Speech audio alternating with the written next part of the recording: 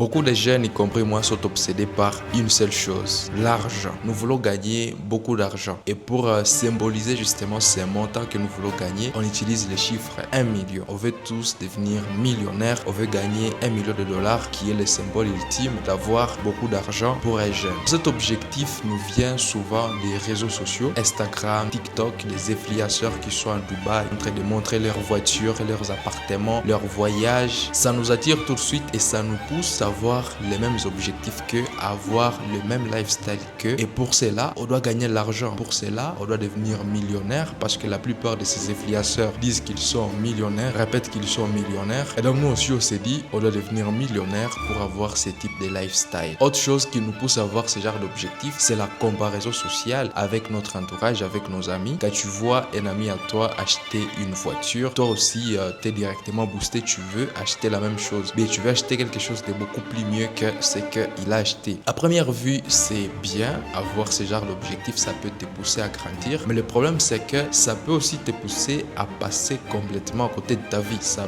peut te pousser à rater ta vie. Dans cette vidéo, je vais justement vous expliquer comment est-ce que vouloir devenir millionnaire peut te pousser à rater ta vie. Et je vais te montrer ensuite qu'est-ce que nous pouvons faire à la place pour atteindre nos objectifs de réussir dans la vie. Si tu es nouveau sur la chaîne, je m'appelle Jeff, je parle de business et de finances.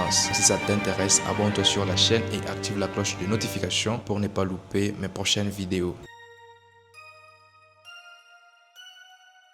Le premier problème, c'est que tu vois les résultats, mais tu ne vois pas le travail que ces gens fournissent derrière pour avoir ces résultats-là. Tu vois les influenceurs qui sont en train de montrer leurs véhicules, leurs appartements, leurs voyages, mais tu ne sais pas quand est-ce qu'ils travaillent, ni comment est-ce qu'ils travaillent pour avoir ces résultats-là. Tu es fan du résultat et non pas du processus. Le deuxième problème, c'est que vouloir devenir millionnaire, ça te pousse à chercher constamment un business qui va te prendre à partir de 0 jusqu'à 1 million. Alors que c'est rare de trouver ce genre de business. Pour la plupart des gens qui réussissent à atteindre ces objectifs, c'est soit une accumulation de plusieurs business ou alors ils ont dès le départ un capital très important qu'ils mettent dans un business, etc. Mais dire que tu pars de zéro, tu n'as pas vraiment de compétences, tu n'as pas d'argent, tu veux créer quelque chose qui va te prendre à partir de 0 jusqu'à 1 million, c'est vraiment compliqué. Et c'est pour cela qu'on passe tout notre temps en train de chercher des business miracles, dropshipping, je sais pas quoi, surtout sur internet, c'est là qu'il y a ce genre de business. Alors oui, certains peuvent arriver à atteindre l'objectif, mais ils ne te montrent pas que le processus était aussi compliqué. Alors que si tu changes ton approche, tu peux commencer par des petits business, mais qui vont t'aider à grandir, qui vont t'aider à avoir une bonne gestion de tes finances, les petits montants que tu vas réussir à générer. Tu sauras déjà comment jongler avec ça. Ça va t'aider aussi à avoir une capacité de travail, à développer ta capacité de travail, parce que ça sera pas facile, même si c'est un petit business, il faudra tout de même travailler. Et donc, on peut dire que les petits business vont contribuer à te transformer pour que tu mérites davantage en fait. L'autre problème avec cet objectif de devenir millionnaire, c'est que ça peut te pousser à considérer les petits montants comme insignifiants. Tu peux gagner 100 dollars par un de tes business. Supposons que tu t'es lassé dans un petit business, tu gagnes 100 dollars, tu peux vite dépasser ça, vite consommer ça parce que pour toi, c'est trop insignifiant par rapport à ce que tu as à tête en fait. Tu veux 1 million, tu veux 10 000 le mois, 100 000, je sais pas combien. Du coup, 100 dollars, pour toi, c'est pas vraiment de l'argent. Alors que 100 dollars, c'est déjà grand chose. À partir de 100 dollars, tu peux faire un autre petit business qui va t'aider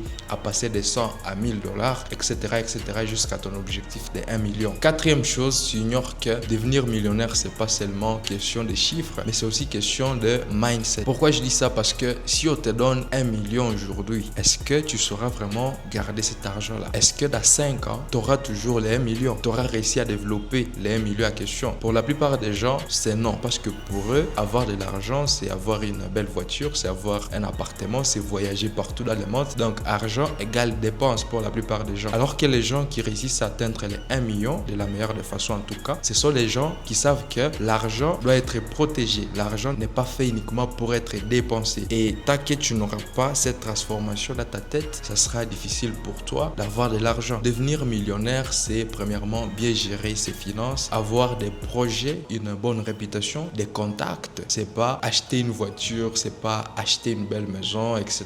Cinquième chose, c'est que tu sacrifies ta vie actuelle au détriment de ton futur imaginaire en état millionnaire. Plutôt que de vivre avec ton entourage, avec tes amis, avec ta famille, tu penses que tu sauras mieux vivre avec eux une fois que tu auras de l'argent, une fois que tu seras imposant dans les groupes avec ton chiffre, alors que ce moment-là ne viendra peut-être jamais. Donc tu vas continuer à vivre dans ta vie sans pour autant avoir des relations solides avec les gens qui t'entourent, alors que l'entourage, ça fait partie de la réussite. Si tu as des gens avec qui tu passes du beau temps, des bons moments, ça fait partie de la vie, ça fait partie du bonheur, de la réussite. Sixième chose pour laquelle devenir millionnaire, ça peut te pousser à rater ta vie, c'est que tu veux devenir millionnaire pour de mauvaises raisons. Tu veux devenir millionnaire pour le statut, pour impressionner les autres, pour la validation sociale, etc., etc. Plutôt que de vouloir devenir millionnaire pour aider les gens avec qui tu as grandi, ta famille, ton entourage, ta société, ta communauté, tu n'as pas ces objectifs-là. Pour toi, tes objectifs,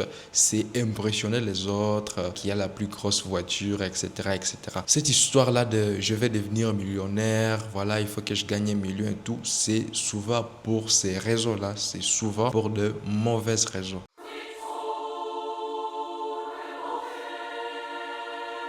Il faut arrêter d'être complexé, d'avoir un petit complexe de supériorité par rapport aux autres. Étant bombardé par les influenceurs sur Instagram et tout, sur YouTube, on a souvent l'illusion de connaître beaucoup plus de choses que la moyenne, de connaître beaucoup plus de choses que son entourage. Par exemple, moi qui suis un peu dans les business en ligne et tout, j'ai l'impression de savoir beaucoup plus de trucs par rapport aux gens qui m'entourent en fait. Et donc ça, c'est un petit complexe de supériorité qui peut malheureusement m'empêcher d'avancer dans ma vie. Plus tu te mets sur un piédestal, plus tu as l'incapacité de te rabattre sur des petits business, sur des petites choses de la vie, de suivre justement un processus qui est normal vers tes objectifs. Parce que tu feras un truc miracle qui viendra tout changer dans ta vie et tu atteindras comme ça tes objectifs comme par magie. Arrête avec ton complexe de supériorité. La deuxième des choses à faire, c'est de viser petit. Commence par un objectif qui est réaliste. Si tu es par exemple dans les business à ligne, commence par te fixer un objectif de $100 ou $200 par mois. Si tu es un peu plus avancé, tu peux commencer avec un objectif de $500 ou $1000 tout le mois avec ton business ou avec tes business. Ça, c'est un objectif très réaliste qui peut t'apprendre beaucoup de choses avant de commencer justement ton ascension vers les 10 000, les 100 000, pourquoi pas même les 1 million. Tu vas apprendre plusieurs choses à vouloir justement mettre en place un business qui génère 500 à $1000 le mois. Et la troisième des choses, c'est de passer du temps avec les gens qui t'aiment en fait. Ton entourage, ta famille, tes enfants, si tu es déjà marié, ta femme aussi. Car au final, c'est pour eux que tu travailles en fait. Tu travailles en partie pour toi, mais aussi pour ton entourage, pour donner une bonne vie à ton entourage, à ta famille, parce qu'ils vont te permettre de décompresser, d'être beaucoup plus motivé justement dans l'atteinte de tes objectifs. Quatrièmement, cherche la liberté et non pas le statut. C'est vrai, le statut, c'est aussi un avantage qui vient avec l'argent, qui vient avec ta capacité de travail et tout, mais je pense que ça doit être précédé par ta liberté en fait. Être libre de faire le projet que tu veux, de gérer ton temps comme tu veux, de dire non à une personne ou à une offre parce que tu ne dépends pas à 100% de cette offre, tu ne dépends pas de cette personne, tu as de l'argent pour être libre, pour ne plus dépendre des autres personnes. La dernière des choses, c'est qu'il faut aussi apprendre à être heureux avec peu. Pourquoi? Parce que c'est pas la quantité d'argent que tu as qui te rend heureux, mais c'est plutôt la qualité de vie que tu construis avec cet argent qui te rend heureux. Et donc même si tu as peu, il faut déjà être heureux avec les peu. C'est pas qu'il ne faut pas chercher à gagner plus, etc.